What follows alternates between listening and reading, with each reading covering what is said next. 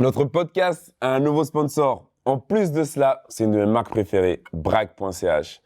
Un magasin en ligne avec plus de 200 000 produits. Et honnêtement, j'ai testé personnellement et c'est vachement pratique. brack.ch. Allez checker. Ce qu'il faut savoir, c'est que comme une bonne partie de ma communauté a été exterminée dans les camps de concentration, les gens le savent. Donc les remarques, ça va jusqu'au point où un jour, une fille, elle dit en pleine classe, vraiment en plein cours, Hitler, il n'a pas terminé son travail, Esther. Il aurait dû vous terminer jusqu'au dernier. Devant tout le monde. Ouais, bien sûr. Et c'est quoi la réaction des autres? Mais il n'y en a pas, en fait. Les gens rigolent, parce que c'est drôle, en réalité, tu vois. Il n'y a pas de... C'est ce que je Il voulais n'y a rien de fou là-dedans. Les gens, ils ne comprennent pas la violence. Il n'y a rien de... Tu vois. Mais le prof fait quelque chose, te défend, te soutient. Je pense qu'il est estomaqué. Je pense qu'il est vraiment estomaqué, parce que sur le moment, moi, tout ce que je me souviens, c'est qu'il y a... Lui, de sa part, il y a juste un vrai silence. Et en fait, à ce moment-là, moi, je prends un dictionnaire. Et en fait, à ce moment-là, je la frappe. Ok. Je la frappe, et je la frappe vraiment. Je suis Yohan Jourou. Bienvenue sur le podcast Face au miroir. Ce podcast a été réalisé en coproduction avec Blick. Racisme, stigmatisation, harcèlement, toutes ces choses auxquelles notre invité a dû faire face. Esther fait partie de la communauté du voyage, plus précisément Tzigane Manouche. Et aujourd'hui, elle est là pour nous raconter son vécu. Petit rappel, pour vous informer encore une fois que ce podcast est disponible en audio et en vidéo sur YouTube, Apple Podcasts, Spotify, TikTok et Instagram. Donc les amis, si ce podcast vous plaît, likez et abonnez-vous. Merci beaucoup. Esther, bonjour. Salut, Comment vas-tu? ça va et toi? Très très bien, merci. As-tu passé un bon week-end? Ouais, ça va, Ça va? ça va. Ok, top, top, top. Il y a le beau temps, donc je pense que ça a été cool quand même. Tout d'abord, j'aimerais te poser une petite question. Quelle est ton actualité en ce moment? Mon actualité, c'est-à-dire? Qu'est-ce que tu fais de ta vie en ce moment? Ton job? Écoute, je travaille dans l'immobilier. Ok. Ça fait maintenant 10 ans. J'ai quitté le Valais il y a environ 8 ans, bientôt, pour venir m'installer ici à Lausanne. Et ça se passe plutôt bien. C'est bien. Le travail se passe plutôt bien. La vie privée se passe aussi également plutôt bien. Donc, Au top. au top, ouais. Super. Esther, raconte-moi un petit peu, je vais dire, pas quelque chose de particulier, mais un petit peu ton mode de vie, ta communauté. Est-ce que tu peux m'expliquer un petit peu comment tu as grandi et surtout, quels termes utiliser pour décrire ta communauté? Ouais, bien sûr. Alors, moi, j'ai 29 ans à l'heure actuelle. J'aurai 30 ans là, vendredi. Waouh! Ouais. Donc si je te vois pas, happy birthday! Merci. Ce qui se passe, c'est que moi, je suis née à Berne, mais j'ai grandi en Valais. D'accord. Mais ce qu'il faut savoir, c'est que j'ai aussi vécu une partie en Suisse allemande, une partie en France, j'ai grandi en Valais principalement. Et c'est surtout parce qu'en fait, je suis née et j'ai grandi en caravane. Je suis donc issue de la communauté tzigane, D'accord. donc plus précisément la communauté manouche. Quand tu parles de cette communauté-là, ce qu'il faut savoir, c'est que être tzigane, en fait, c'est une ethnie. Et parmi cette ethnie, en fait, il y a un peu plus d'une centaine en fait, de communautés, de sous-groupes qui en découlent. Ouais, exactement. D'accord. Et ce qu'il faut savoir, c'est que c'est très important de pouvoir distinguer tous ces sous-groupes. D'accord. Pas parce qu'on ne veut pas y être assimilé, mais tout simplement, c'est que parmi ces sous-groupes, en réalité, on a une différence au niveau culturel, au niveau spirituel, au niveau également... voilà, la culture, elles sont très différentes les unes des autres. On n'a pas la même cuisine, on n'a pas du tout les mêmes langues, on n'a pas du tout les mêmes traditions, on n'a également pas du tout les mêmes dieux. Et typiquement, je pense que c'est comme... typiquement, moi, je compare souvent ça, par exemple, à la communauté africaine. Enfin, je veux dire, tu dis pas à un Congolais qu'il est Togolais, typiquement, tu vois. Il y a beaucoup de choses tout de même qui les séparent, hormis peut-être la couleur de peau. Pour ma communauté, c'est exactement similaire. Je veux dire, parmi les tziganes, pour ce qu'on entend le plus souvent, et ce que beaucoup de gens ne savent pas, c'est qu'on a typiquement les Roms, ma communauté, qui sont les Manouches. On a également, par exemple, les Lovaris. les Calais, les Gitans, etc. Donc, c'est toutes des communautés qui sont différentes les unes des autres, même si on a quand même quelques similitudes, etc. Que ce soit au niveau, par exemple, de certaines langues ou de certaines traditions. Mais en réalité, il y a quand même beaucoup de choses qui nous séparent. D'accord. Voilà. Merci pour l'explication. Donc, ça veut dire que si, par exemple, aujourd'hui, des gens qui ne sont pas forcément bien informés devaient dire « Ah, c'est gitan », est-ce que ça, c'est vu comme péjoratif ? Totalement. Et surtout que ça, justement, ça inclut peut-être tout le monde alors que c'est une communauté totalement différente. Exactement. En réalité, ce qui se passe, c'est que gitan comme tzigane, donc ça vient de mots grecs à la base, il faut le savoir. La seule chose, c'est que ça a été utilisé par des personnes qui nous ont asservis. Donc on a été, toutes les communautés tziganes ont toutes été à un moment donné de l'histoire, jusqu'à l'heure actuelle, donc mis en esclavage, etc. Assassinés également. Et ce qui se passe, c'est qu'à l'heure actuelle, les termes comme tzigane et gitan, c'est des termes extrêmement péjoratifs. Et c'est des termes qu'à l'heure actuelle, moi, totalement, c'est quelque chose que je refuse. Tu refuses totalement ? Je refuse totalement. Après, il faut savoir qu'avec l'histoire, typiquement le terme gens du voyage, si tu veux, c'est un terme surtout au niveau administratif. C'est pour pouvoir nous désigner comme les nomades. Mais parmi les gens du voyage, il faut quand même distinguer le fait que tout gens du voyage n'est pas forcément tzigane.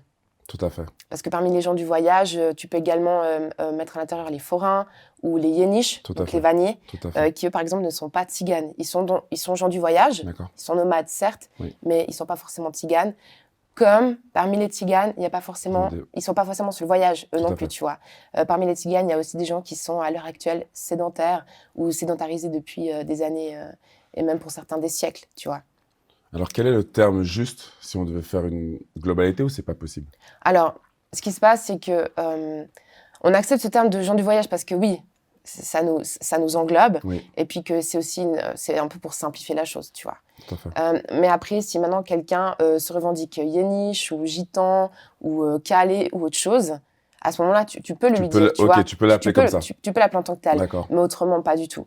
Après, si maintenant, en tant que tel, c'est comme pour le N-word, tu vois, qu'un noir, en fait, l'utilise, c'est totalement OK, qu'un blanc ou d'une autre communauté le fasse, c'est totalement raciste. C'est exactement pareil pour le terme tzigane et gitan. Je veux dire, moi, je ne l'accepte pas. Qu'on me dise toi gitane ou toi tzigane. Moi, j'utilise parce que c'est pour ma communauté, c'est pour moi-même. Gitane pas parce que je ne suis pas gitane, je ne fais pas partie de cette communauté. Et puis ensuite, après, ça dépend aussi toujours de qui me le dit et avec qui j'en parle, bien entendu. C'est clair. Mais autrement, non. C'est comme typiquement dans les médias, on met directement la communauté rom ou la communauté tzigane ou gitane, alors qu'en réalité, c'est peut-être une communauté qui a rien à voir. Absolument rien à voir. C'est intéressant quand même. C'est vrai que des fois, on n'a pas forcément idée de toutes ces choses, mais merci en tout cas de l'explication. Maintenant, si on revient un peu plus sur toi et sur ta famille, quelle était votre organisation justement quand tu étais beaucoup plus jeune, dans cette vie de nomade ? Quel était votre quotidien ? Comment ça se passait ? Alors, on a longtemps vécu en communauté, donc avec ma communauté manouche. D'accord. Également une partie de ma famille. Ce qu'il faut savoir, c'est qu'on vit du coup avec nos cousins, nos cousines, vous êtes combien, nos oncles, nos tantes, nos anciens, nos plus jeunes, nos enfants. Et on vit sur des places et des aires de stationnement ou des aires de passage. D'accord. C'est deux choses complètement distinctes. Explique-moi un petit peu, ouais. Une aire de stationnement, c'est donc une aire où les familles, elles s'installent et elles s'installent à long terme.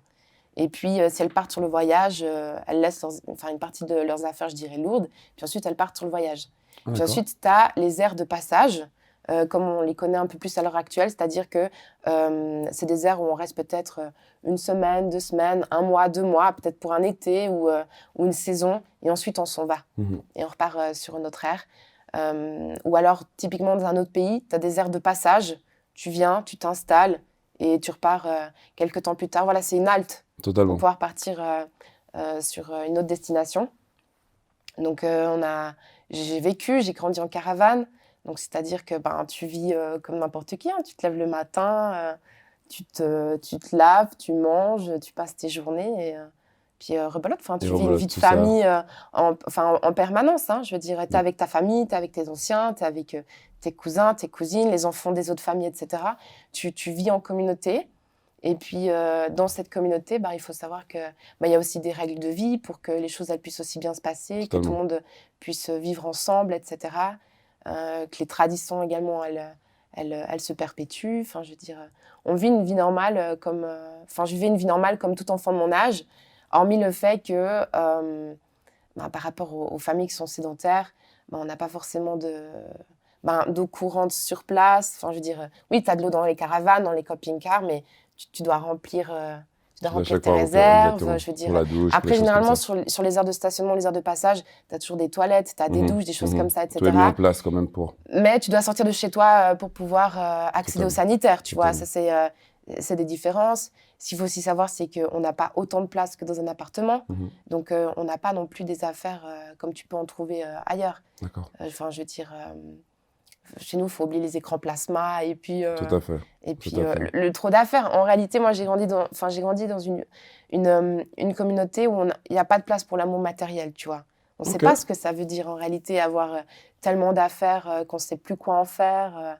Je veux dire, chez nous, on se lève le matin. Notre vie à nous, c'est de partir travailler, rentrer, passer du temps avec nos familles, nos parents, les gens aussi qui vivent avec nous en communauté. Parce qu'on n'est pas tous forcément de famille non plus quand on vit sur ces places. C'est justement ce que j'allais dire. Est-ce qu'on se mélange? On a quand même un mélange avec les autres d'une autre communauté, par exemple? Alors, pas forcément, mais ça peut arriver. Ça peut arriver? Soit parce qu'il y a des amitiés qui se sont créées avec les années, soit parce qu'on a travaillé avec aussi certaines de ces familles, ou parce qu'il y a aussi des liens de parenté. Quelqu'un qui a épousé quelqu'un de la famille de tel, un tel, etc. Et il y a des liens par rapport à ça. Mais après, c'est vrai qu'il y a toujours, par rapport à d'autres communautés, on peut avoir des soucis, par exemple, au niveau de certaines traditions, au niveau certaines on n'a pas les mêmes cultures, on n'a pas forcément les mêmes croyances, etc. Donc, c'est surtout ces choses-là qui changent, tu vois. Donc voilà. Mais moi, j'ai grandi comme ça jusqu'à environ 12-13 ans. 12-13 ans, ok. Ouais, 12-13 ans. Et puis l'école dans tout ça? Alors, l'école... Est-ce qu'il y a Mon père a en tout et pour tout dans sa vie, il a fait 7 jours d'école. Mon père travaille depuis l'âge de ses 7 ans. C'est lui également qui faisait en fait le comptable pour la famille, qui gardait l'argent de la famille, etc. Donc, il n'a jamais fait d'études non plus. Cependant, il a appris à lire, à écrire avec une personne de sa famille. Et puis, par contre, mon père, c'est quelqu'un qui s'intéresse à tout. Donc, il lit énormément. Ma mère, c'est pareil, elle lit énormément, elle se documente énormément. Donc, mon père, il a une connaissance générale qui est juste extraordinaire. Ma maman également. Et pour mon père, ça a toujours été très important en fait, qu'on puisse intégrer l'école, mais surtout qu'on fasse des études, qu'on soit diplômé et surtout qu'on puisse faire nos propres choix de vie, chacun. C'est beau, ça. Vraiment. Et pour mon père, ça a toujours été important que déjà on puisse le faire parce que ça, à quelque part derrière, ça a amené une sécurité au niveau financier.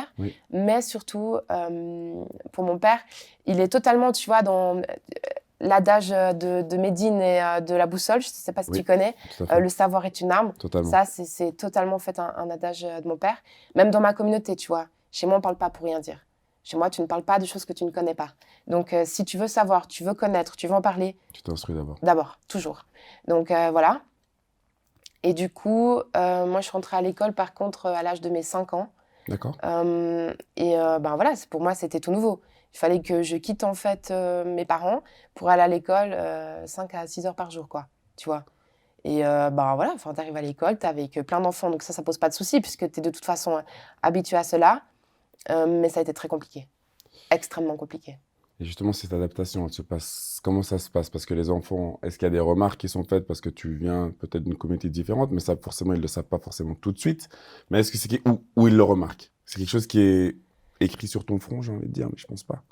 Tu vois, on s'est installé en Valais parce qu'il y avait ma grand-mère maternelle qui était déjà là, une partie de ma famille aussi du côté de mon père qui était déjà installée en Valais. Donc, les gens savaient où on vivait et ils savaient également comment on vivait. Et mon père, pendant des années, a également été forain parce qu'on a de la famille qui ont aussi des stands de tir-pipe, des voitures autotamponneuses, etc. Ils ont aussi tourné pendant des années. Ils ont aussi gagné leur vie pendant des années grâce à cela. Et ce qui se passe, c'est que les gens connaissent très bien ma famille, ma communauté également, mais ils la connaissent de loin, bien entendu, toujours. Bien sûr, sans détail. Et du coup, ce qui se passe, c'est que y a des mots que je commence à entendre que je ne connaissais pas.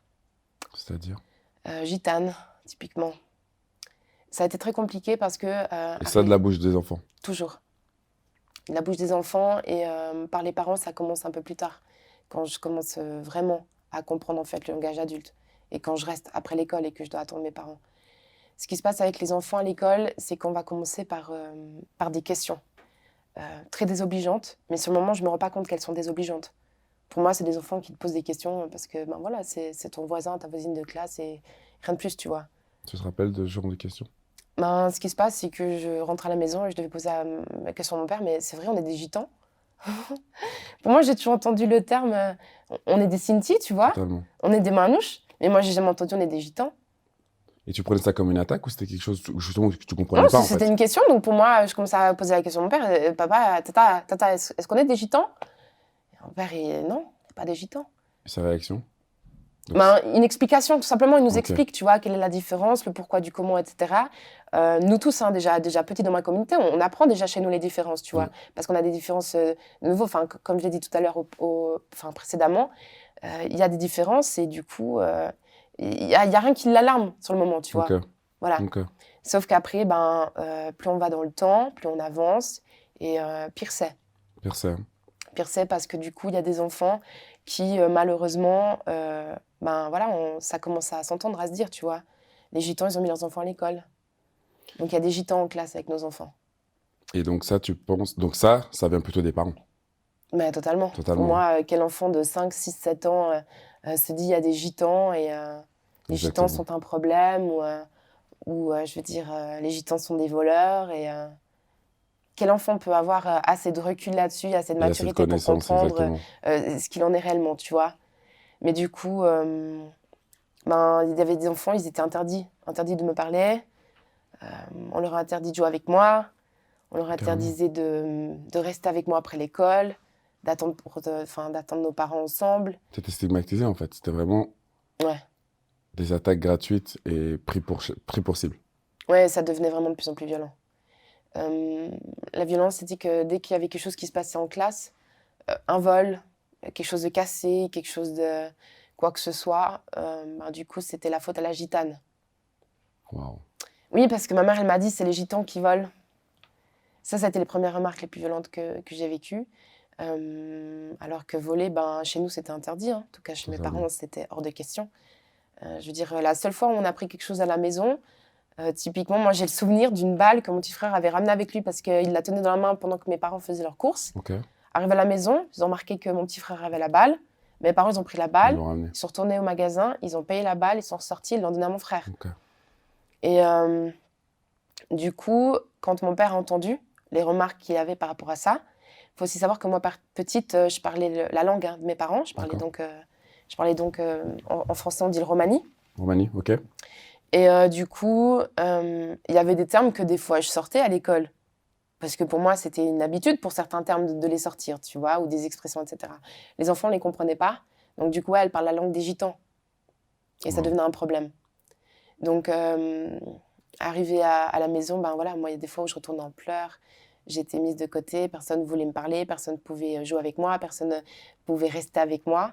Et du coup, mon père, la réaction qu'il a eue, c'est de se dire, si les gens ils ont cette réaction, c'est parce qu'en fait, ils savent pas qui tu es, tu vois. Donc, mon père a invité, en fait, à l'époque, mon professeur d'école, ma maîtresse, qui d'ailleurs n'était pas du tout au courant de ces attaques. Ah bon? Et donc, elle a été invitée chez nous à la maison, elle a été accueillie chez nous, elle a mangé avec nous, mon père lui a parlé, il lui a montré des photos aussi de notre communauté, voulait lui expliquer d'où on venait, qui on était, etc. Voilà, pour qu'elle se rende compte de qui on était, qu'en fait, les gens, les parents surtout, n'avaient pas à avoir peur de qui on était. Totalement. Et puis surtout, les parents, il y avait quelque chose qui était extraordinaire, c'est que les gens étaient persuadés qu'on mangeait les enfants. Tu vois, oui, parce que tu vois, les gitans, c'est réputé voleurs de poules, mangeurs d'enfants, etc. Et en fait, les enfants, ils avaient peur de mes parents parce qu'ils croyaient qu'un jour ou l'autre, ils allaient se faire enlever et certainement vendus ou mangés. Et du coup, mon père, il... parler de ça. Non, mais pourtant, c'est des choses qui datent de siècles. Hein. Enfin, je veux dire, c'est réparti de siècle en siècle. Totalement. Et du coup, ça reste ancré, tu vois, dans la pensée, je dirais, populaire. Et du coup, ce qui s'est produit, c'est que mon père, il était vraiment persuadé qu'à partir de ce moment-là, elle allait pouvoir, on parlait avec les parents, on parlait avec les enfants. Et c'est ce qu'elle a fait. Mais... Elle a vraiment fait tout juste de A à Z. Et ce qui s'est passé, c'est que il y a eu une réunion avec une partie des parents, il y a aussi les enfants qui étaient là. Et les enfants, du coup, ils me posaient des questions. comment est-ce qu'on disait tel ou tel mot, comment est-ce que ça se passait pour certaines choses chez nous. Il y a des questions qui allaient jusqu'à ouais, mais du coup, comment est-ce que vous vous lavez? Comment est-ce que vous mangez? Parce que vraiment, tellement les parents ont fait parler aux enfants d'une manière qui était tellement...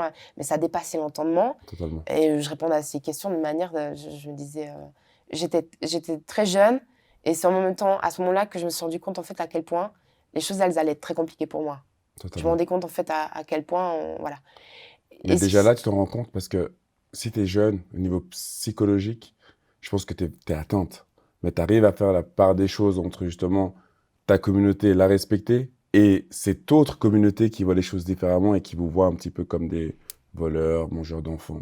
En même temps, tu vois, quand toi, ta normalité, elle est cela, tu te rends pas compte en fait que la normalité des autres, comme elle n'est pas du tout la tienne, là, il y a un mur, il y a une frontière, Totalement. tu vois, il se passe quelque chose. Totalement. Déjà, tu as un enfant, donc tu n'as aucune perception de ces choses-là.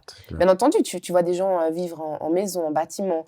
Je veux dire, ma grand-maman, elle vivait en appartement, il n'y avait pas de... nous, on allait... Je vais le dire, hein, j'ai aucune honte à cela. Mes parents nous amenaient chez ma grand-maman pour qu'on puisse se doucher tous les soirs, pour qu'on puisse avoir de l'eau courante et qu'on puisse se laver, tu vois. Donc, pour moi, c'était pas un problème. Mais les gens, ils avaient une douche chez eux. Je voyais pas vraiment quel était le problème que moi, mes parents nous prennent, qu'on aille se laver, qu'on aille chez ma grand-maman, puis qu'ensuite on retourne chez nous le soir venu, tu vois. Et chez nous, ça a toujours été très important. C'est aussi des règles de vie qu'on a chez nous, en tout cas dans ma communauté. Je ne peux pas parler des autres communautés parce que je ne leur connais... Enfin, déjà, je ne les connais pas. Je n'ai pas vécu avec elles. Je parle uniquement pour la mienne. C'était ma réalité. Et je veux dire, déjà, avec cela, je n'ai aucun souci. Mais c'est tout ce que je connaissais, surtout à l'époque, tu vois. Et moi, je pensais vraiment qu'à partir de ce moment-là, les choses, elles allaient se calmer. Mais ça a été pire. Les choses, elles se sont empirées. Là, cette fois-ci, même ceux qui n'étaient pas au courant de comment on vivait ont commencé, en fait, leur acharnement. Et pourquoi ? La question, elle se pose. Pourquoi ? Quel est le problème ? Tu vois ? Surtout que mes parents ne nous ont jamais maltraités. Ils n'ont jamais maltraité leurs voisins. Il y a toujours eu du respect pour les autres. Chez mon père, ça a toujours été très important qu'on respecte autrui, qu'on se respecte soi-même et qu'on respecte absolument tout le monde. Chez nous, il n'y avait pas de place pour le racisme. Chez nous, il n'y avait pas de place pour l'insulte. Chez nous, il n'y avait pas de place non plus pour l'insolence, l'irrespect, ces choses-là, tu vois. Et ce qui s'est passé, c'est que ça a été tellement loin que mon père, il a dû prendre une décision radicale, c'est-à-dire qu'on n'avait plus le droit de parler en romani, en fait, à la maison.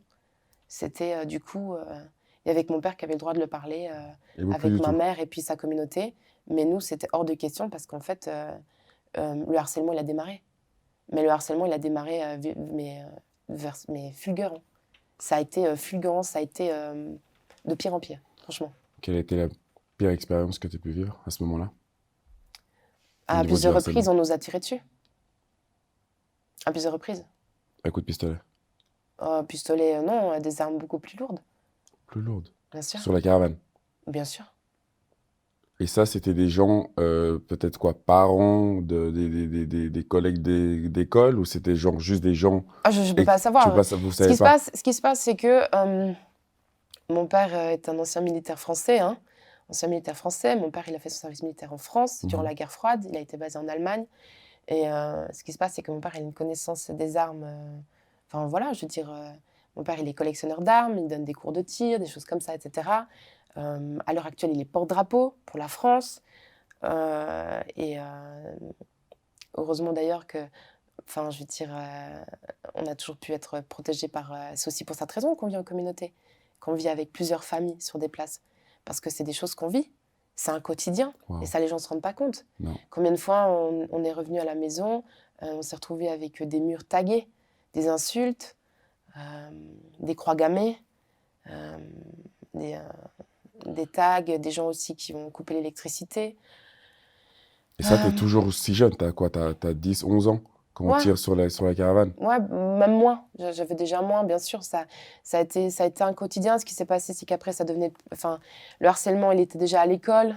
C'était déjà là, c'était très grave. Les professeurs aussi s'y sont mis. Non. Les professeurs, souvent, me parlaient en français, mais avec l'accent allemand. Comme si, en fait, c'était un SS qui parlait à un tzigane ou un juif. Je me suis retrouvée aussi également... on s'est retrouvés avec ma famille. Ça a été extrêmement violent et grave. On avait des voisins. Oui. Là, on vivait sur une place avec mes parents en Valais. Et en fait, il y a quelqu'un qui tuait les chats et les chiens à coups de morora. De morora qui est De la morora, donc du poison pour du les poison animaux. pour les... Ok. Donc les animaux mouraient, les chiens, les chats, etc. Et des gens, en fait, recevaient des lettres anonymes qui disaient qu'en réalité, c'était la faute de mes parents. C'était en fait, c'était le coup des gitans, tu vois, c'était le coup des tziganes. Combien de fois on s'est retrouvés aussi dans les magasins, des remarques déplacées, des regards, ça va jusqu'à la violence policière. Quand je parle de violence policière, c'est pas des coups portés, mais dès qu'il se passe quelque chose, c'est forcément la faute de quelqu'un, donc c'est forcément la faute de mon père. Ouais, ça vient chez vous. Et en grandissant, ça s'est même remis après sur mon frère. Le harcèlement, il s'est aussi mis du coup après, ma sœur a démarré l'école, mon petit frère a démarré l'école, et du coup tout ce que moi j'ai vécu, ça s'est également répercuté sur mon frère, ça s'est également répercuté sur ma sœur. Arrivé à l'âge en fait où je rentre dans le cycle d'orientation, je me retrouve avec... Donc tu sais, à l'époque, voilà, tu deviens grand, donc tu as des casiers pour pouvoir mettre tes livres, pour aller dans les différentes salles, les différents cours, etc. Et là, tu te retrouves avec des mots placés dans tes casiers, des croix gammées, des menaces de viol, des menaces de meurtre, des insultes. Mais il y a un peu de rébellion quand même. À un moment donné, quand justement tu es au cycle, est-ce que tu arrives à te révolter? Ce qui se passe, c'est que j'en parle... au début, j'en parle beaucoup à mon père. D'accord. Et ce qu'il faut savoir, c'est que mes parents sont chrétiens. Et ils nous ont aussi éduqués à la foi chrétienne. Ouais. Et ils nous ont toujours éduqués selon les valeurs de ce que tu retrouves dans la Bible. D'accord. Donc, les premières réactions de mes parents, c'est « faut pardonner ». Surtout, c'est très important de pardonner. Tu t'es jamais battu? Ce qui se passe, c'est que aimer son prochain, pardonner. Et ce qui se passe, c'est que les remarques, elles deviennent tellement de plus en plus violentes. Le harcèlement, il est de plus en plus violent. Et pesant. Et surtout, ça devient tellement violent, surtout en fait, au démarrage, c'est quand typiquement, on arrive à un âge aussi où tu es en adolescence, tu demandes à ton prof de pouvoir aller aux toilettes, et là, tu as les gars qui lèvent la main pour demander s'ils peuvent venir avec moi aux toilettes, tu vois. Parce que c'est réputé, il y a des choses qui sont... Là, je ne peux pas le dire à l'écran, les remarques sont trop violentes, tu vois.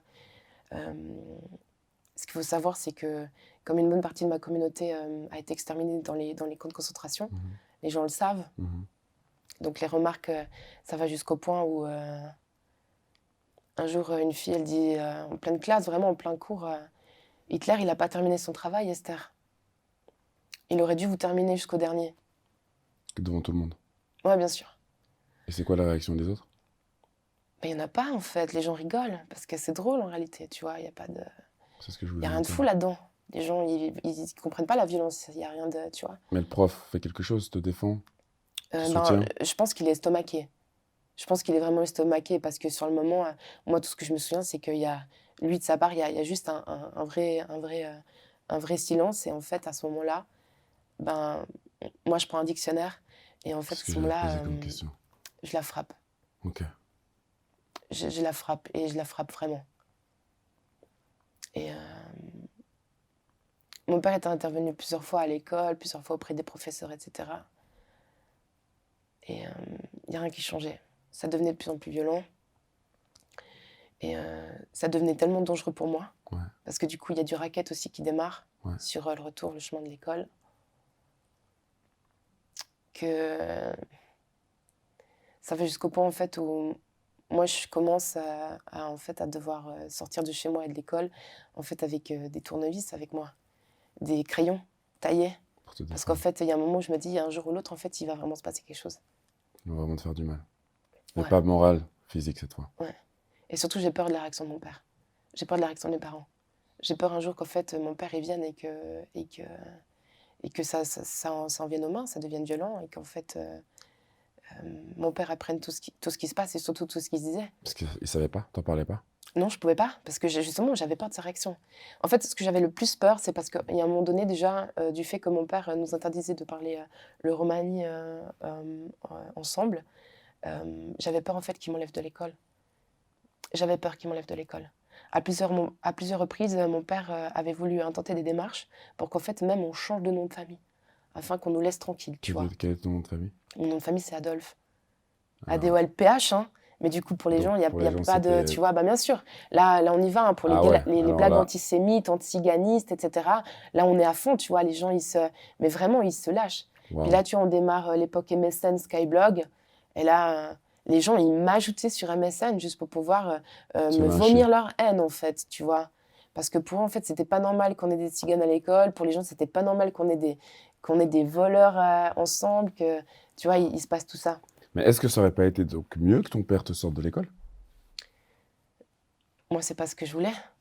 Parce que moi, j'avais... Malgré les abus, Bah non, parce que ce qui malgré... se passe, c'est que moi, je voulais... Moi, c'est pas une histoire de je veux un avenir et quand tu es sur le voyage, t'as pas d'avenir, ça n'a absolument rien à voir. Moi, j'avais un but dans ma vie. Moi, ce que j'aimais énormément déjà à l'époque, typiquement déjà depuis petit, mon père, en fait, c'est qu'après, avec le temps, avec les années, tu vois, avec le recul, que je me rends compte de pourquoi mon père nous obligeait déjà à l'époque à connaître nos droits. Tu Ouais, vois, ouais, à ouais. lire des livres de droit. Mhm. On lisait déjà à l'époque des livres de droit. Code des obligations, code pénal, etc. On les lisait, on devait les connaître, il fallait qu'on connaisse nos droits, que si quelqu'un nous arrêtait dans la rue, qu'est-ce qu'il était possible de faire, qu'est-ce qu'il n'était pas possible de faire. Totalement. Il fallait qu'on les connaisse, ces articles, tu vois. Wow, C'est qu'avec le recul, en fait, que totalement. je me rends compte à quel point c'était tellement important. Et moi, déjà à l'époque, aussi d'orientation, moi j'avais un vrai amour déjà pour l'économie, pour le droit, pour ces choses-là. Et en D'accord. fait, moi j'avais envie de faire des études. Ouais. Moi, je voulais faire des études en économie, je voulais déjà atteindre dans le marketing, la communication. Je ne savais pas encore, tu vois. Tu sais, tu as 12 ans, 13 ans, tu ne sais pas encore qui t'es, tu ne sais Qu'est-ce pas que tu veux vraiment ce faire, que c'est tu sûr, veux. c'est sûr. Puis en plus, à l'époque, mon père, ben, tu vois, je viens d'une communauté aussi, on a énormément de musiciens. Ok. Déjà dans la Quel famille. artiste? Donc, on a une fibre artistique qui est genre juste énorme dans ma communauté. Donc, du coup, moi, c'est déjà à cette époque-là, la musique, etc., c'est déjà quelque chose d'hyper ancré. Ouais.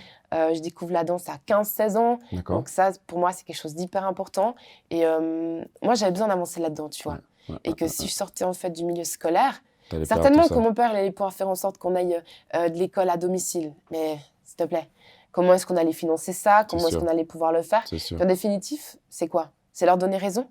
C'est de faire en sorte, en fait, c'est leur donner raison et en définitif, c'est de pouvoir leur donner victoire sur quelque chose, en fait, à laquelle on n'a pas à faire, tu vois. C'est fort C'est ce juste que pas tu dis. possible.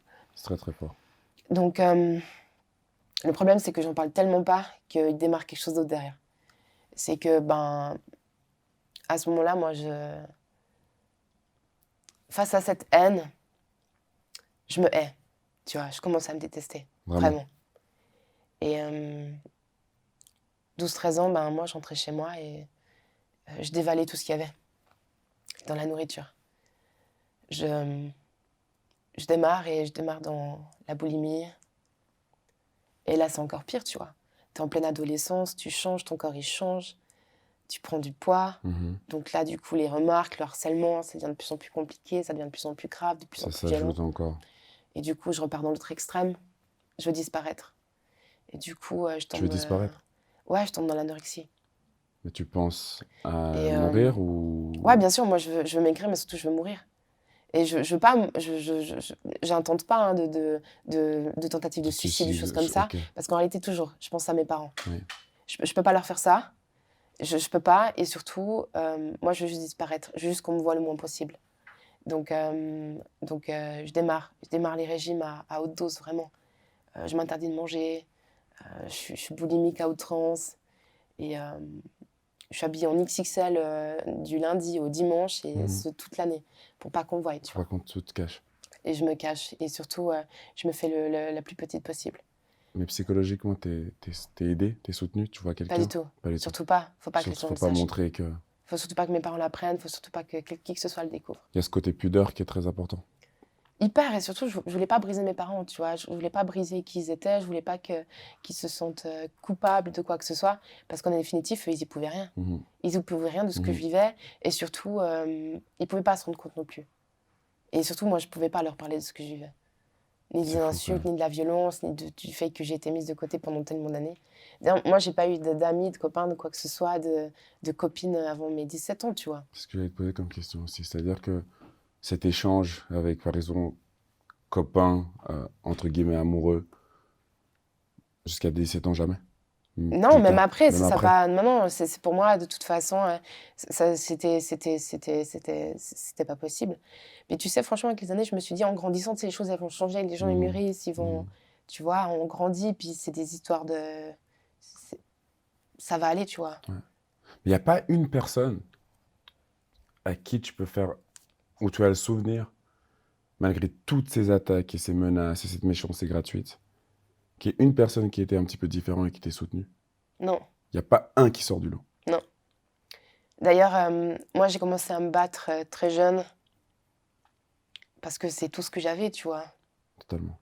Les insultes vis-à-vis de ma mère étaient tellement violentes, c'est tout ce qu'ils disaient sur mon père, etc., que et je me battais, j'étais vraiment devenue insolente, j'étais devenue violente. J'étais également violente dans mes propos, j'étais violente dans tout ça, face en fait aux gens en fait tous les harceleurs, tu vois. Et du coup, chaque fois que j'étais témoin d'une injustice, je me sentais dans l'obligation en fait d'intervenir. Personne ne l'avait fait pour moi, donc il fallait que moi je le fasse pour les autres. Du coup, je défendais, je me battais. Du coup, ça devenait, Ça s'empirait en fait, à chaque fois. Bien sûr, mais tu sais, les remarques, elles étaient aussi, c'est toujours la même chose, tu vois. Esmeralda, il est où ton bossu? Esther, tu fais fureur. Toutes les 2 secondes. Moi, on me disait pas bonjour, on me disait Heil, tu vois. Vraiment.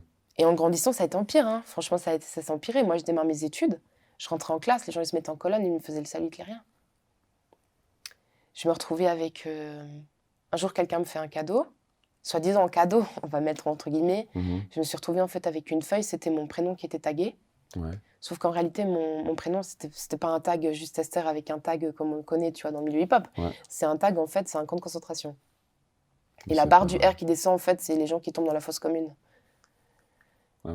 C'est... En fait, on m'appelait pas Esther, je recevais En fait, on m'appelait par un numéro. Quoi? Ouais, comme on appelle les gens par des numéros, en fait, dans les camps de concentration, tu vois.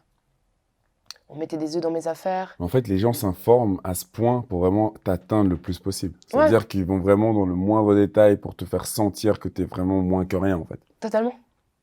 Mais à un moment donné, t'as pas envie de changer de mode de vie? Pour avoir, entre guillemets, je dis bien, ce sentiment de normalité.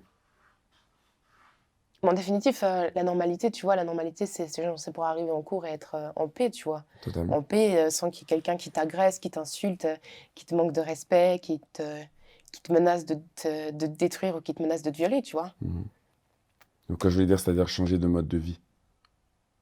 Ce qui se passe, c'est que, tu vois, ça a été tellement violent qu'à partir de mes 13 ans, mes parents sont à bout, tu vois. Ils sont à bout de cette souffrance, ils sont à bout de ce que je vis, ils sont à bout de ce que vit ma petite sœur, ils sont à bout de ce que vit mon petit frère. Que mon père, il décide de se sédentariser, tu vois. Donc quand même. Un jour, on arrive et vraiment, il nous dit, voilà, on a décidé, on va prendre un appartement. Et comment se passe cette transition? Pour nous, très bien. Parce que du coup, là, on se dit, waouh, on va pouvoir inviter des copines chez nous, tu vois. Peut-être qu'en fait, les gens, ils vont faire confiance à ça, tu vois. On aura peut-être... Je suis désolée. Non. On va peut-être avoir la possibilité de... Les gens, ils auront peut-être pas peur de laisser leurs enfants venir, tu vois, chez nous. De venir à nos anniversaires, de pouvoir les inviter, qu'ils soient chez nous, etc. On va te donner...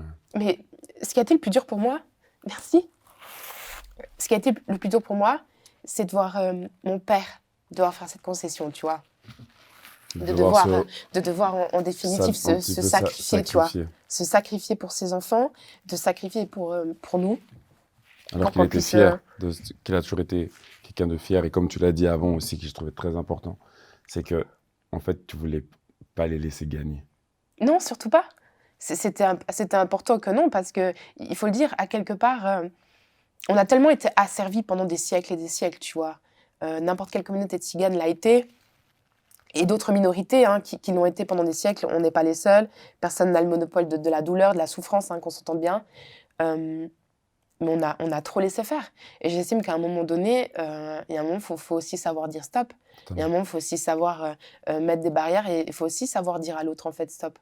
Moi, je suis pas OK, tu vois, quand on me dit, en fait, laisse couler, c'est qu'une remarque. C'est sûr. Non, cette remarque, elle a des répercussions dans la vie d'autrui, tu vois. Totalement. Cette remarque, elle laisse des traumas dans la vie des gens. Totalement. Cette remarque, elle détruit des identités. Elle détruit ce que tu es.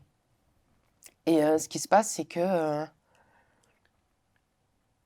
moi, à 15 ans, je vais vivre une conversion de foi, tu vois.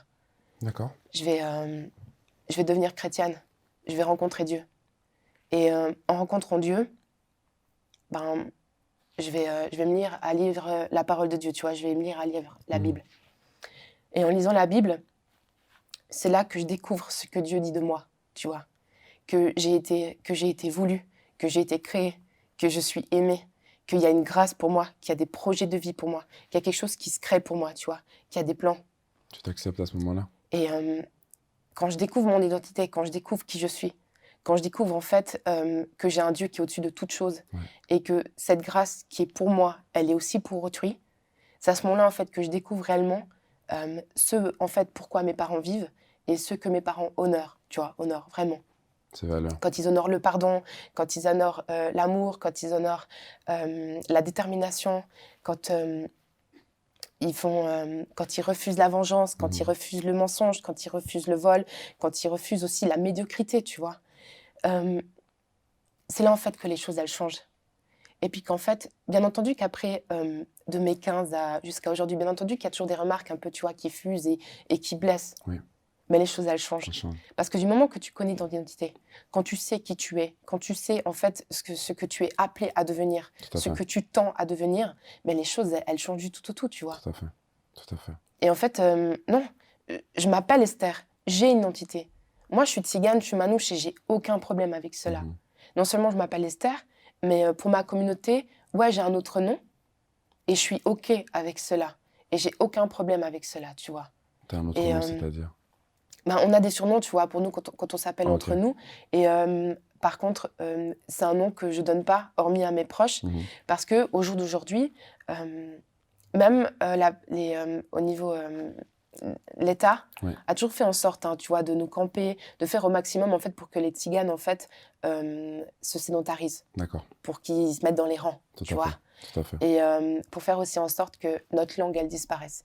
D'ailleurs, bien avant la Seconde Guerre mondiale, il y a des tas de pays où il était interdit de parler notre langue pour quelconque communauté, tu vois. Même en Suisse, hein, ça a été interdit, il faut le savoir. La Suisse, elle a omis, enfin pendant des années, elle a aussi mis en place une politique de sédentarisation. La Suisse, elle a aussi fait en sorte que les tziganes disparaissent.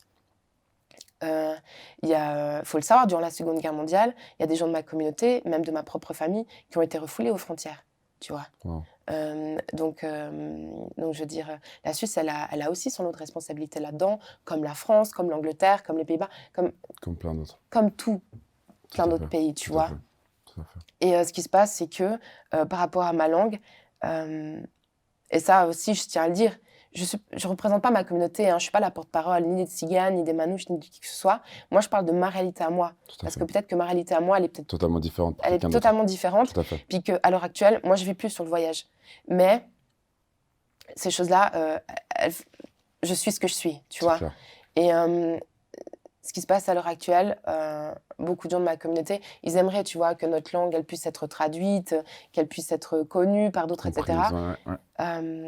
Je ne suis pas partisane pour l'instant de cela, parce qu'à l'heure actuelle, c'est encore tout ce qui nous permet en fait de pouvoir nous différencier des autres. Ce qui nous permet aussi un peu de pouvoir nous protéger, tu vois, de protéger aussi ma communauté, qu'on puisse ne pas être compris par d'autres, etc. C'est ce qui nous permet de pouvoir nous garder à l'heure actuelle qui on est. Tout à fait. Et il faut juste que les gens ils comprennent une chose, c'est que le racisme, il existe. Il est là, il est présent. Il n'y a pas que l'anti-tziganisme qui existe, tu vois. Je veux dire... et c'est un vrai problème. Et pour moi, c'est pas genre juste... c'est comme quand je lis parfois sur les médias, tu vois, quand on a comme je te parlais tout à l'heure, tu vois, quand il y a des articles de presse sur la communauté des gens du voyage, quelle qu'elle soit, hein, que ce soit Rome ou Forain ou autre, Yéniche ou Manouche ou même pour les Roms, etc. Quand je lis les commentaires, les gens sont persuadés que voilà, c'est une opinion. Ouais, mais c'est mon opinion. Le racisme, c'est pas une opinion. Non. C'est une agression, c'est une violence, ça n'a pas lieu d'être. Tout à fait. Tu vois, ça n'a pas lieu d'être. Ce genre de remarques où on dit, entre guillemets, les manouches roulent des Mercedes alors qu'ils n'ont pas d'argent. Mais extraordinaire. Moi, typiquement, oui Esther, comment est-ce que tu peux expliquer que vous avez des grosses voitures, etc. Excusez-moi, mais on ne peut pas tirer des caravanes en Twingo, tu vois. Enfin, il faut vraiment que les gens ils se rendent compte de cela. Et puis, il faut savoir une chose, on travaille, tu vois, on travaille. On travaille vraiment. Je veux dire, parmi les gens du voyage, on a des forains. Les forains travaillent, tu vois. Enfin, je veux dire, les forains travaillent. On travaille également. Et puis, c'est pas parce que... En fait, ce qui est marrant toujours, c'est que quand les gens savent que je suis tzigane, il y a des remarques du type c'est fou, Esther, mais t'es quand même bien éduquée pour une gitane. Waouh. Oh, waouh. Ça, c'est vraiment une réflexion où tu te dis bah oui, bien sûr, c'est connu, tu vois, les gitans, ils savent pas du tout tenir leurs enfants, ils savent pas du tout les éduquer, c'est quand même extraordinaire. Alors que ça n'a rien à voir. En fait, ce que je trouve toujours extraordinaire, c'est à quel point les gens aiment parler des gens du voyage, alors qu'en réalité, ils parlent jamais avec des gens du voyage, tu vois. C'est comme pour certaines associations, je les pointe pas toutes du doigt. Je veux dire, certaines associations pour les gens du voyage ou qui veulent défendre soi-disant nos intérêts, alors qu'en réalité, il n'y a personne de quelconque communauté tu vois, qui en fait partie, ou il n'y a jamais des gens de notre communauté qui sont invités dans ces discussions. Mais on veut parler de nous, mais personne ne veut en discuter avec nous, tu vois. Ah non, absolument pas, tu vois. Ou les gens qui veulent parler de notre façon de vivre, alors qu'en fait, ils ne la connaissent pas, tu vois. Ils ne sont pas au courant pour certains que, moi, il y a des années, on devait chauffer de l'eau pour pouvoir se laver les dents. On a dû le faire. Parce qu'en réalité, on n'avait pas d'eau courante. Et ce que je trouve toujours extraordinaire, c'est que on pointe toujours du doigt le fait qu'il y a des gens du voyage qui doivent s'installer sur des terrains de manière illégale, mais on ne va jamais leur poser la question « Pourquoi vous devez le faire ?» Est-ce qu'il y a une raison à cela ? À croire qu'en fait, ça nous fait plaisir de devoir aller sur des terrains qui sont limite boueux, pas du tout adaptés ni pour nos caravanes, ni pour nos voitures, ni pour nos familles. Mais on le fait par pur plaisir. Comme c'était une normalité, en fait. Oui, bien sûr, c'est tout à fait. Alors qu'en fait, ça n'a absolument rien à voir. Peut-être que si déjà les pays ils respectaient les lois qui sont mises en place, qui mettaient aussi en place des terrains de stationnement, je veux dire, corrects, qu'ils évitent aussi de nous mettre à proximité des déchetteries, à proximité des autoroutes, à proximité de sites, de zones polluées. C'est vraiment un petit peu ce genre de site où vous avez en fait accès. C'est là où on vous pousse un petit peu. Non mais Johan, je pense que tu peux toi-même te rendre compte. Totalement. Je veux dire, quand ils sont les gitans, quand on les cherche, ils sont proches des déchetteries, ils sont proches des autoroutes, etc. D'ailleurs, il y a une personne de ma communauté qui a sorti un livre qui s'appelle « Où sont les gens du voyage ?» où il a justement recensé la plupart des aires que tu peux retrouver par exemple sur la France. Et il explique justement, il les répertorie chacune en disant ce qu'il en est, ce qui se passe par rapport aux zones polluées, inondables, etc. Et c'est un constat, mais qui est affolant. C'est fou. Il y a certaines mairies qui préfèrent payer des amendes à l'État plutôt que de mettre en place des aires de stationnement ou des aires de passage pour que les gens du voyage puissent vivre une vie décente, tu vois. Tu sais que c'est vrai en plus, parce que quand j'y pense, et après, c'est peut-être j'ai pas forcément un esprit tordu, mais c'est vrai que quand tu le dis comme ça, vous êtes toujours proche de déchetteries ou de choses comme ça. Et c'est vrai que je ne me rendais pas forcément compte. J'ai l'impression que c'était fait pour ça, mais au final, il y a tout un extérieur qui est vraiment nocif. Parce qu'en fait, il faut le dire, moi, je me rends compte avec le recul. On est les déchets de la société. Et moi, franchement, j'ai plus peur. J'ai plus peur des mots. Je le dis vraiment. Il y a, en mars dernier, il y a un journal français qui a donc fait un sondage raciste, enfin, je veux dire, il y a même pas de débat à avoir par rapport à cela. En fait, voilà, par rapport aux sondés, on leur demande quelle communauté pose le plus de problèmes. Tu vois, en fait, en définitive, il y a qui de trop en France. Et parmi ces communautés, typiquement, on ressort les Asiatiques, la communauté maghrébine, les protestants. Et puis, on a le terme Rome. Et il y a plus de 50%. Voilà, il y a plus de 50% de sondés qui trouvent qu'il y a trop de Roms en France. Ça pose un problème. Au jour d'aujourd'hui, je suis assez grande pour comprendre que quand on parle des Roms, on parle des gens du voyage, quels qu'ils soient. Je veux dire, il y a un moment, et on ne peut pas perdre des mots, ce n'est pas les Roms qui posent problème, c'est tous les Tziganes. Totalement. Tu vois. Parce que de toute façon, les gens n'arrivent pas à différencier les différentes communautés. Totalement. Et quand les gens souvent me disent « Oui, mais tu vois, on n'est pas au courant parce qu'on ne sait pas », Non, c'est pas que vous savez pas, c'est qu'en fait, vous avez pas envie de le savoir. C'est qu'en fait, vous avez pas envie de le comprendre, tu vois. Moi, il y a quelque chose qui m'effare énormément, c'est aussi au niveau de l'appropriation culturelle. On veut pas de nous, mais par contre, on veut de notre culture, tu vois. Le jazz manouche, on met en place des roulottes sur Internet qu'on loue aux gens sédentaires pour qu'ils puissent vivre une vie des gens du voyage. C'est vrai. On essaie de glamouriser le truc, tu vois. Typiquement, tu vois, typiquement, hein, les gens ne se rendent pas compte, les costumes. On parle du blackface. Ben, parlons également du problème qu'est de venir déguiser soi-disant en Esmeralda ou en gitan ou en gitane. Excuse-moi, mais gens du voyage, tzigane, c'est pas un déguisement en fait. C'est clair. C'est ma communauté, c'est mon quotidien, c'est ma réalité. Qui doit être et je pense que c'est pas du tout une réalité que les gens veulent vivre, tu vois. Mais par contre, si tu veux la vivre, ben prends les insultes, prends le harcèlement, prends les violences, prends les violences aussi policières, prends aussi les délits de faciès, prends tout là, prends tout s'il te plaît. Prends la totalité. Tu vois. Mais c'est même au niveau même des termes, tu vois, du romani. Typiquement, comme les termes qu'on retrouve le plus souvent, même tu vois, dans le rap français, de plus en plus, tu vois, les termes qu'on prend, comme les termes comme les lové, tchourave, la tchaï. Chai. Les gens ne se rendent même pas compte de ce que ça veut réellement dire et l'utilisent à tort et à travers, mais... Qu'est-ce que ça veut dire, la chai? Et chai, en réalité, c'est comme pour a daughter, tu vois, en anglais. En fait, c'est la fille de quelqu'un. Ça ne veut même pas dire une fille en réalité. Ou typiquement, quand on dit ouais, cette gadji, tu vois. En fait, une gadji, c'est une femme qui est non tzigane, tu vois. D'accord. Comme un gadjo, c'est en fait un homme qui est non tzigane. Alors, on veut utiliser ces termes, on veut les prendre. Puis on en fait un peu ce qu'on veut. Mais on veut pas des gens du voyage, tu vois. On veut bien utiliser un peu tous vos trucs, mais on n'en veut pas. Et ce qui est aussi affolant, c'est aussi la vision qu'on donne de nous dans les médias, tu vois. Moi, je reprends par exemple, c'est affolant et c'est affairant, mais quand tu regardes un peu ce qui se passe à la télévision, au niveau des documentaires, etc., j'ai l'impression en fait qu'on prend un peu le pire de chaque communauté, on les prend et c'est un peu ce qu'on met en exergue pour bien mettre l'accent dessus, parce qu'en définitive, il n'y a vraiment que ça qui est différent, tu vois. Et puis, on va pas chercher en fait le fond, on n'essaie pas de savoir qui sont vraiment ces gens, on sait pas vraiment comment ils vivent, mais on n'a pas vraiment envie de parler de ce qu'ils vivent en définitive de négatif, tu vois. C'est clair, c'est clair. Donc aujourd'hui, tu as une vie sédentaire. Est-ce que le voyage pourrait encore être une option? De nouveau, la vie de nomade, c'est quelque chose que tu pourrais envisager ou plus du tout? Alors, à l'heure actuelle, moi, j'aime passer du temps avec ma famille, qu'ils soient sédentaires ou qu'ils soient sur les places. J'aime également me rendre sur ces places, tu vois. J'aime les retrouver là. J'ai aucun souci avec cela, j'ai aucune gêne, j'ai aucune honte.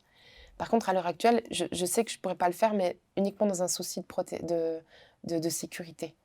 D'accord. De sécurité. Parce que je ne pourrais pas maintenant prendre une caravane et aller vivre seule moi-même sur une place, tu vois. Déjà, il faudrait que je vive en communauté, etc. Parce que moi, je avec sais, ta famille, par exemple? C'est dangereux, tu vois, c'est dangereux. À l'heure actuelle, on est en 2021, c'est toujours dangereux. Toujours. Tu vois. Je dois aller où et... Non, on ne l'est pas. On ne l'est pas du tout. Mais toi, toute seule? Ou même avec tes parents? Est-ce qu'eux ont envie de repartir? Mes parents, oui, je sais. De toute façon, je sais qu'un jour ou l'autre, mes parents repartiront sur le voyage, tu vois. Ça fait partie... mes parents, mon père, ça fait partie de lui, tu vois. C'est pas de son ADN. C'est lui, c'est en lui, c'est comme ça.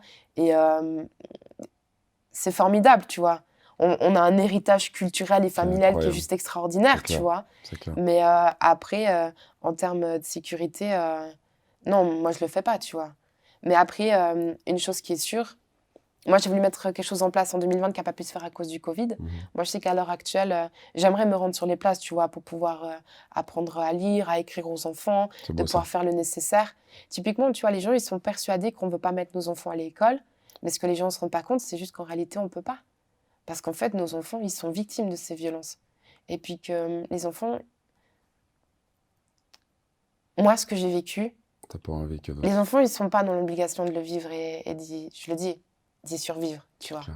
C'est clair. Et moi, j'ai pas vécu d'enfance. J'ai pas vécu d'adolescence. J'ai survécu. Et je pense vraiment que de nouveau, on revient, tu sais, avec ce savoir est une arme. Le fait de connaître mon identité, de connaître mes possibilités, de connaître mes droits, mes obligations, ça a permis de forger qui je suis et qui je peux être, tu vois. Totalement. Mais nos enfants, ils n'ont pas vu ça. Et je pense qu'il n'y a aucun enfant qui devrait, même aucun être humain. Et aujourd'hui, juste que les gens ils comprennent, c'est que derrière leurs commentaires, tu vois, sur Twitter, sur Facebook, derrière leurs commentaires dans les journaux, derrière leurs commentaires même dans les discussions qu'ils ont entre eux, il y a des humains, tu vois. C'est sûr. Il y a des communautés, il y a des familles, il y a des enfants. Il n'y a aucune famille qui mérite en fait de se faire lever à 5h du matin, de sortir de leur caravane, d'être dehors. Et qu'on doive leur dire en fait qu'ils doivent changer de place parce qu'en fait, ils ne sont pas les bienvenus, tu vois. D'avoir des barbelés qui sont mis autour des places parce qu'en fait, soi-disant, on a peur d'eux. Vous êtes en prison, quoi. Ou quand tu vois des chefs d'État ou des maires de ville, des présidents, que ça soit la Suisse ou la France, hein, qu'on soit clair. Je parle de ce que je connais et de ce qu'il y a de proche. Qui mettent en garde en fait les gens parce qu'en fait il y a une communauté des gens du voyage qui tourne, tu vois. Donc en fait il faut s'attendre à des vols ou des brigandages ou des choses comme ça. Stop, tu vois, stop à ça, stop à cela parce que c'est une réalité. Le racisme il est là, il est constant, il est existant et vraiment une chose c'est quelque chose que je répète souvent, on n'est pas vos gitans. C'est souvent les gens, ils aiment bien dire « Ouais, oh, mon gitan, ma gitane ». On n'est pas vos gitans. On ne vous appartient pas. Ça fait des années qu'on ne vous appartient plus. Ça fait des années qu'on n'est plus esclaves. Ça fait des siècles, en fait, on est libre, tu vois. Totalement. Et on est libre de ça et on est sous l'égide de personne, tu vois. Et ça, c'est important que les gens ils s'en souviennent et ça vaut pour toutes les communautés, tu vois. Très bien dit, Esther. Voilà. Très bien dit. Merci beaucoup pour ce témoignage très, très touchant. Merci à toi de m'avoir reçu. Franchement, c'était incroyable et je te souhaite tout de bon. J'espère que ton message va être entendu parce qu'on en a appris énormément aujourd'hui et je suis vraiment très reconnaissant de t'avoir reçu. Merci. Merci bien. Ce podcast a été présenté par Bragg.ch, votre magasin en ligne où vous payez comme vous voulez.